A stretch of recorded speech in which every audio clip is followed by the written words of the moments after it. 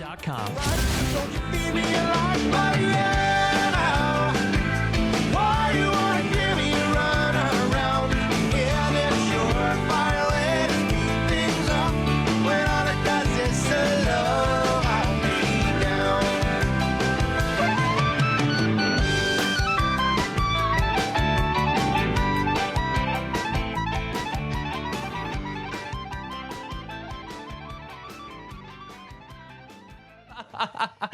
Oh, no. It's pretty. Sorry, I let the music bed die on the vine there. We got Meredith in studio. Meredith, how are you doing this morning? I'm doing good, thank you. Well, it's always a good day because, State Farm's always there for us, too. Yes, yes. How's your mom doing? Good.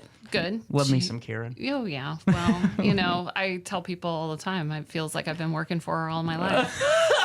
So, pretty close to it. Well, what's really cool is, I help manage the community calendar, and for a while on Facebook, I know that we'll probably talk about that in a little bit, just so we can make people aware. I used to see so much about the Junior Service League and of ways that we can, go and be a part of this meetup opportunities monthly, or is it monthly meetings or quarterly meetings? So we as an organization meet to basically have like speakers and trainings and all of that for usually monthly. Yes. And now let's dive right into what the Junior Service League of Greater Alton's all about. If you can overview it for me. We are actually the Junior League. Oh. The Service League. Sorry about that, Meredith. No, that's okay. The Junior Service League is actually what we started out as back in the 50s. Oh, okay. We are our founding members we were the Junior Service League until about the 70s, and then in the 70s we became part of the International Junior League Association, the Association of Junior Leagues International. And so now we are affiliated with them. So we are just the Junior League of Greater Alton. Really cool. Sorry about that. Yeah. Oh, well, there you go. Well, and it's really cool, though, because it's nice to know that, you guys have that, national umbrella to be under. But also, it seems like, this is a great opportunity now, especially with so many younger women being entrepreneurs and really charting their own path to be a part of something a little bit bigger than themselves, too. Absolutely. Absolutely. We are an organization that is focused on helping women make a meaningful community impact. And we do this, our mission statement says, through volunteer action, training, and collaboration. So we are a group of women that want to be the next leaders to make an impact in our community. That's really cool. And now take me through what some of those meetings and opportunities to be a part of the group look like. Well, we have 3 impact areas that we are focusing on this year. The International Association. Come on in here. Oh, Jama, our recruitment chair is joining Hey, us. Jama. I made it. She was stuck in traffic. Thank you, so. Riverbender, for the traffic alert. News updates. So I was just explaining kind of some of our community service events coming up. So we're focusing on 3 impact areas. Many leagues across the nation have one that they settle on, that they focus on and work with in the community.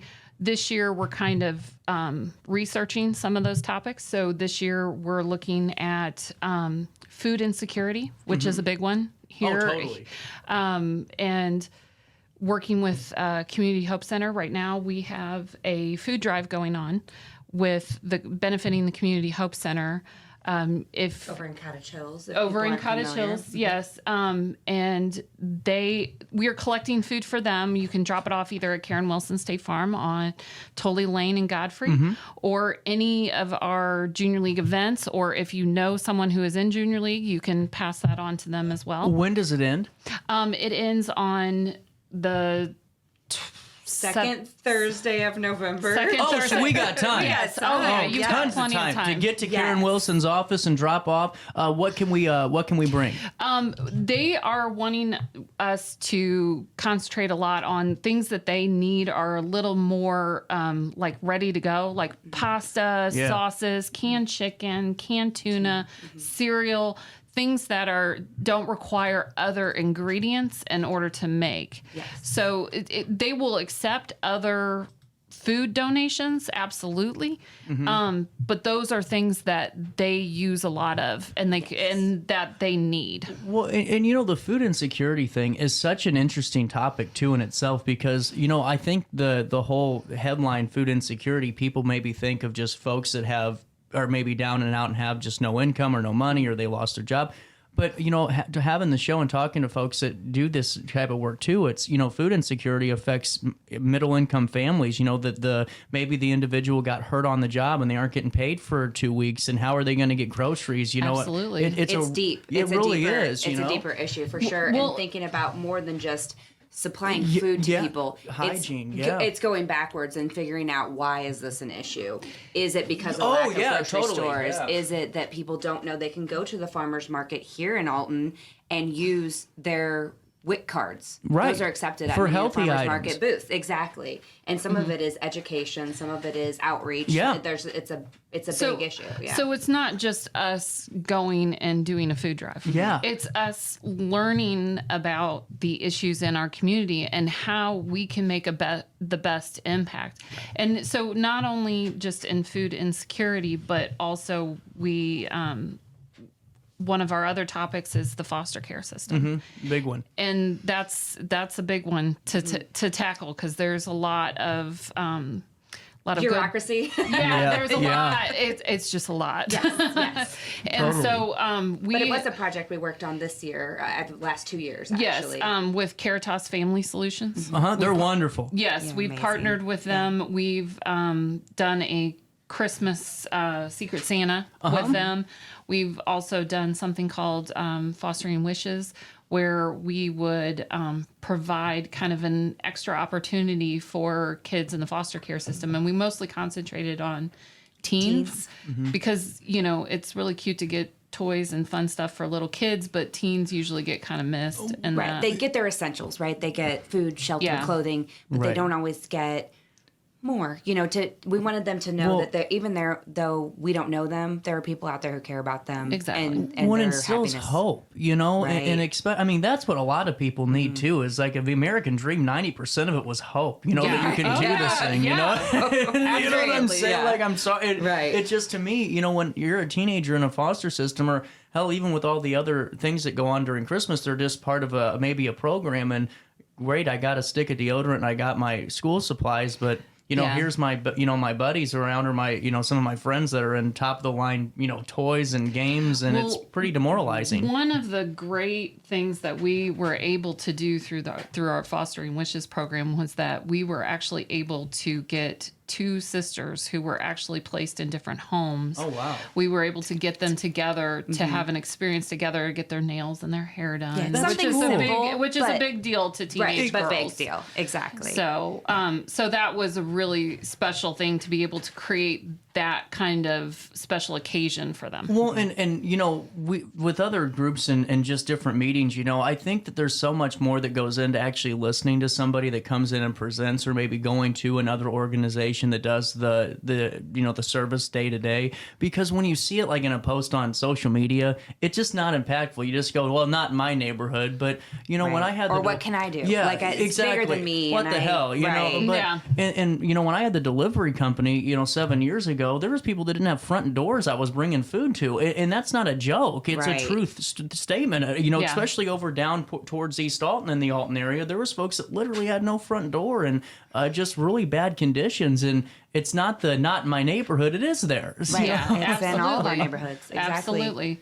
And the other topic that we're focusing on this year is something a little more locally based, and it's the trying to find out more information about the UNICEF project. Oh yeah, yeah. That talking about child-friendly, child-friendly yeah. cities. In Alton, Alton got a huge grant for this, and we want to learn how we can help and be a part of that. And so that is something we're looking at this year as well. And then what's going to happen is at the end of this year, our group then comes together, and then we're going to choose one that we want to focus solely on. And then from there, we do all of our activities from there.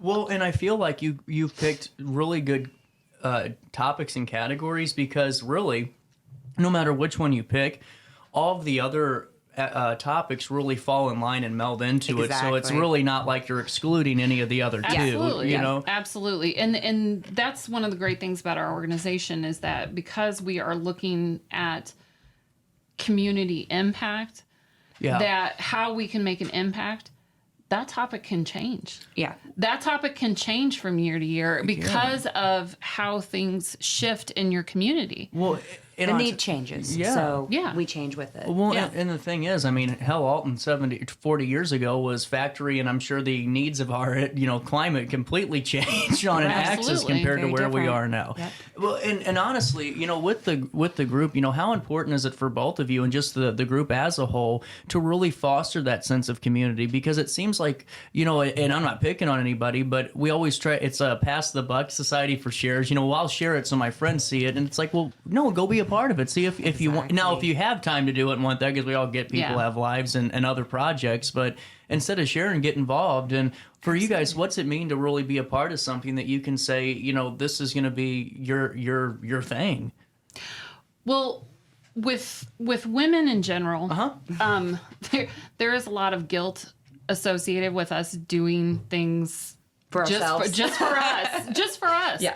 And so, can be, for sure. it can be that way. And we are also social in that we are a community of women that come together, and there is something to be said for laying off of that little bit of guilt in that, hey, you take care of the kids tonight because I'm going to this. And then it's something that also makes us feel good about what we're doing as well. It's scientifically proven that socialization is good for your mental health. So that's one aspect of what we do. But when we talk to other women, you're very often they're juggling many things, whether it's taking care of elderly parents or their own children, or husbands, or they're working a job and trying to build a career, or they're involved in lots of other community organizations Right. already. You see a pattern, right? Yeah. Is that we see a similar type of woman that we like to be involved. We want to know what's going on in our communities, and we want to feel like we are a part of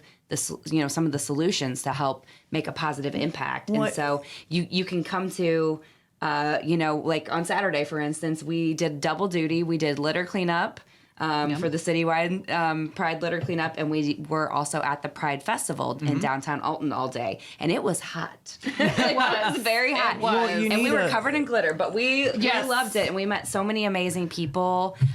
we were and right next to Caritas. we were too. conveniently a group, that we've worked with, and so we talked to other people out there and say, hey, you can do something for your community. It might feel like a small impact, but if you want to be hands-on, we have those opportunities. If you want to be, in the background working on our administrative type stuff, we have those opportunities to build skills in that area, or bring your existing skills to us too. Yeah.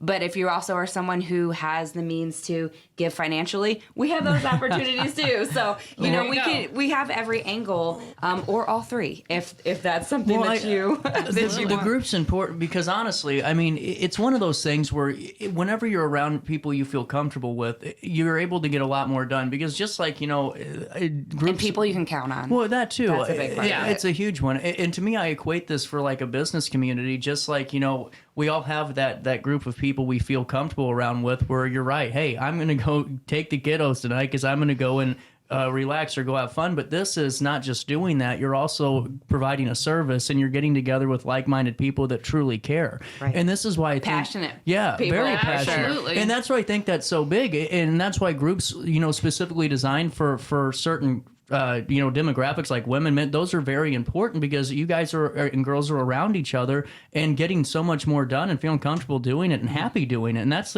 that's what we need, is Yes. that passion. Well, I'm actually working on my master's right now. Cool. Yeah. Just to add another thing to her plate. Yeah. 'cause Yeah. Oh, it's she just- ain't busy. Yeah. Well, She needs more to do. organizational behavior is what I'm taking. Oh, so very it's interesting. very fascinating. And one of the takeaways from some articles that I've been reading is that loneliness is a really big thing right now. Huge. In the just in our culture in general. And, you know, some of it has been exacerbated by the pandemic. Yeah. But also that years and years ago, there was much more opportunities for community in that men went to a bowling league, you know, once a week. A lot more people attended church where it was social. There wasn't, people knew their neighbors. Right. And they went to those houses. So there's not as much opportunity for community. So it was a very interesting thing to me that we are supposedly more social and connected. That's what I'm getting at. But the loneliness factor of that is much more prevalent. Because there's still a separation. Well, it provides a false community on social media. Exactly. Right. And so our group provides a definite opportunity to women for that socialization, for that community, and then also spreading that community wide. And one of the cool things is, so Junior League is actually an international organization. They actually have junior leagues in London, Mexico City. I was actually able to go to a conference and talk to Mexico City. not in Mexico City. Not in Mexico City, but she came from Mexico City to us. They actually started one in Kenya. They started one in huge. France and Puerto Rico. Huge. And all these women all across the nation, and it's just bigger than just here.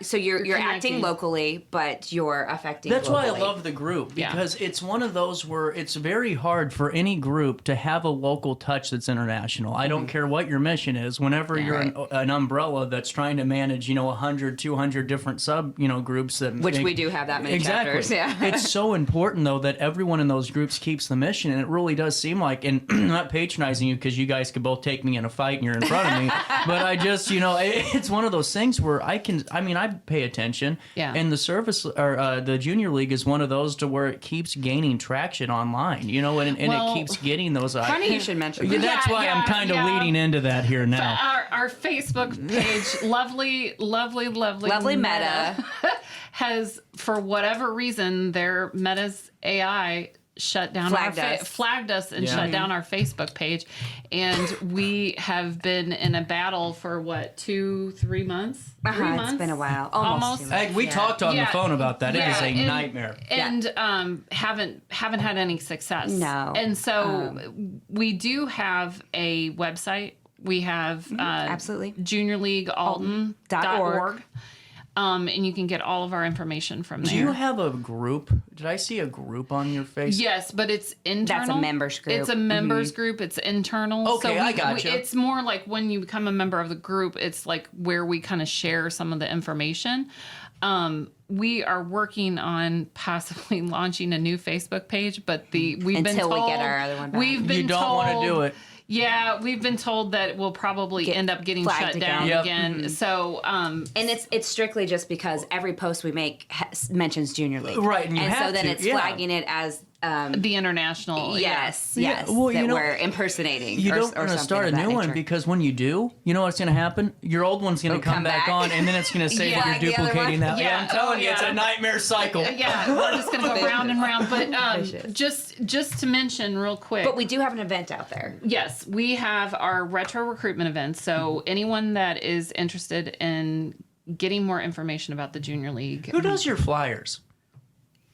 I did that one. I love the look of it. I mean, you guys do a great job.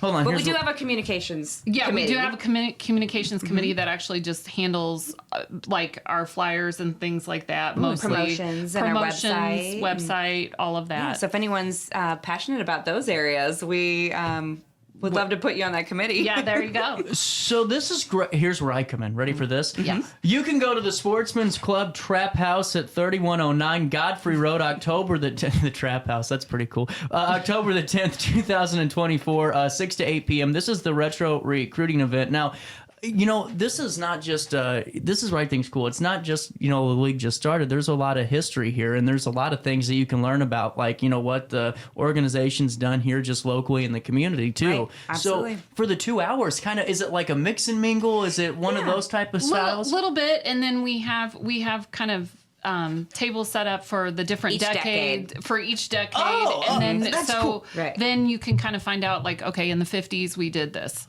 or in the 60s we did this. We dress in attire from the different. We started this last year and we had a lot of fun with it. So Actually, Meredith presented it at the national conference, and some other leagues are taking the idea and running with it as well. So because our local league has been around for over 70 years, we think it's really interesting, but also important for us to talk about the projects that we have been involved in over those decades, the impact that has been made, and what women's lives were like during those times as well. And what's changed, what's regressed. And we do make mention of our founder for the national organization, Mary Harriman, and she started in New York City, and she started as basically a teenage socialite, and that she and her friends were going into basically the ghettos of New York. This was when immigrants were in the early 1900s were coming over to Ellis Island. through Ellis Island, and that she and her friends went to go help in those areas, and they just, and the poor water supply and the food and all of that, and they knew that they just weren't equipped to be able to help in those areas. So she brought in experts to help train her friends on how to help these people. And that is really the core of what we do. It's like, okay, we have to understand that we come from a completely different background. So in order to make an impact, you have to train as well as act. So to be able to make an impact, you don't just come in there as the, quote unquote white savior of whoever you're trying to help. So it's really the equation for Junior League is understanding the need plus learning how to implement change to that need or help to that need, and then you get to where you need to be. Volunteer action, collaboration, and training. That makes sense. I mean, it totally does, because you're right. It's one of those too where a lot of times now, and I don't know what it is, but maybe it's just because we like the pandemic made everyone kind of want to take their own course, and that's cool. But we have a lot of organizations that try to do everything, where it's like we're just going to be the one-stop shop for a nonprofit. So if you need help, just call us. And it's like, well, no, because there's a ton of people that could already help you with this, and you could just expand on it, And that's why I love the mission of the Service League, because that's what you really do. You gain that knowledge, and then you pass it along and implement it. Right. Yeah, exactly. And you can take it into other areas of your life, whether it's another nonprofit organization or work or home life. And For sure. Junior League International Find the Good Day is actually tomorrow. So it's the second year that the international organization has done Find the Good Day. And there are leagues all across the country that are participating. We were going to run a social media campaign. Obviously, we're a little hindered there. So We've been told to start a TikTok. We'll see. So we got, the hits keep coming and we keep getting back up. So we just keep rolling along. We still find the good. We still find the good. So, you gotta. So we're encouraging people that that tomorrow's Find the Good Day. So find something good. Find an organization to help be a part of, or help your neighbor. Right. Your neighbor who leaves their trash can on the curb at the curb for days, just roll it up to their house. You can do a simple act and make a big impact. Absolutely. So finding the good in what we do, because it's so easy to see the negative. It is a really can be overwhelming. It's what the algorithm's trained to do. Yeah, exactly. So, wanted to get back to a couple of call to action items. That fall food drive, which runs until November 14th. I did look it up. Thank you very much. And now you definitely need to think about this, folks. Most needed items are cereal, pasta sauce, canned tuna, canned chicken, those type of items. But what else can we bring into Karen Wilson's office or any other junior league event? Like non-perishable food items, kind of like what most people would ramen. think. Most people would think of for a food drive. Ramen. Canned vegetables would also be appreciated. Are you taking hygiene products at this or no? We haven't done any hygiene products for this one. And we will most likely be doing another food drive in the spring. So focused more maybe on kids. Going home items. for the summer. That's huge. Because the kids that are on what people don't think about is that School kids are on food. free or reduced Yeah. lunch during the school year, and then they go home during Yeah. the summer, and their families aren't prepared don't have that. financially. Yeah. Well, to that's do why I that. got, branded an idiot because I was screaming bloody murder during the COVID because I'm like, I get schools need to be closed, but there's kids that aren't eating, and Yeah. they're getting And abused. some schools Yeah. were open just And serving yeah. meals. I don't know about specifically in all, Alton but School District actually sent went home. into Yeah. the community They and worked hard. sat and distributed, which I think is fantastic They worked by the school hard. district. And then during the summer, I think that year it was like 3 times a week. They were, I mean, it was huge what they Right. were doing. There's also another organization called Serving Area Kids that goes out. SAC. into Yeah, the that parks. was SAC. SAC They luncheons. were just on the show a few months ago. Oh, great. Wonderful Yeah. people. Yeah. And that's what's great though is that I mean just to inform people too and do these events because you can raise greater awareness to those Exactly. other organizations too. And now, how many members do you guys have currently? We have about 22 active think so. members. That's and really then we cool. also have what we call sustainer members. So we have active members and then sustainer members. Sustainer members have been a part of Junior League 5 or more years. And many of them 10 or 20 years. yeah, exactly. Really And cool. we actually have one emeritus member. She has been a member of the Junior League since over 50 years. That's incredible. And once you reach a specific age, you basically you don't pay any dues You're just- anymore. You're just a you're member. just a member You're for just a life. You're a member for lifetime life member. at that point. Yeah. So it's pretty awesome. But we. Our members, even our sustainer members, attend some attend meetings, events are and- involved in Well, our it's just good to stay in the know. fundraisers and- Yeah, exactly. Yeah, and that's what they're here for is support on different levels. Well, and then, like you said too, socialization aspect of it too. Now, is there any age requirements to join, or any of those things we need? 21. Oh, you have to be 21. 21 years of age. Up and to 121. Yeah. Or, there's no limit. There is- yeah, yeah. I mean, honestly, like people think junior league, like you have to be young. That was my and in the past, problem. that was the Yeah. stipulation that actually once you were 40, you had to move on to another Okay, organization. that makes sense. Which is probably part of the game. Yeah. And if we still had that, we would have no one no in our members. league. Yeah. We, but I mean, honestly, if a person's even in retirement and looking Absolutely. for That's a what way I to was get thinking about. involved, Yeah. like we Yeah. would love to have them because Absolutely. the knowledge and skills that somebody who is Experienced. experienced Yeah. or of that age or been in the workforce that long, that They the bring. breadth of skills that they can bring to our organization is valuable. Yeah. 100%. And honestly, like other events too that recognize women leadership and not only just in Alton but in the greater St. Louis region. There's a lot of area folks here that have those right parameters and could Connections. definitely be a great fit for the junior league. And it's definitely a great time to reach out and be a part of it and be that up and coming generation too. And just Right. like you two are doing and with your committees and the rest of the crew, just driving it forward because we got to get to 100. Yes. 100 Or more. years. Yeah. Or yeah. more. 50 years. Yeah. Right, there exactly. You go. And then, sorry. So I was just going to mention that if anyone would like more information and wants to come chat with us, we will be at the RBGA Leadership Conference this Friday.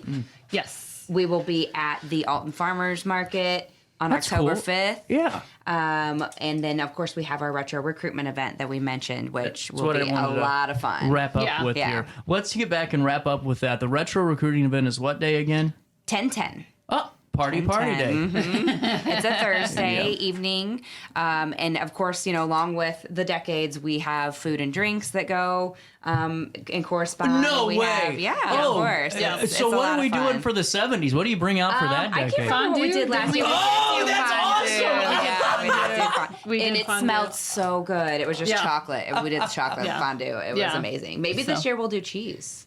Ooh. You never Maybe. know. Yeah. So- but it's a lot of fun Yeah. and great conversations. We had Yeah.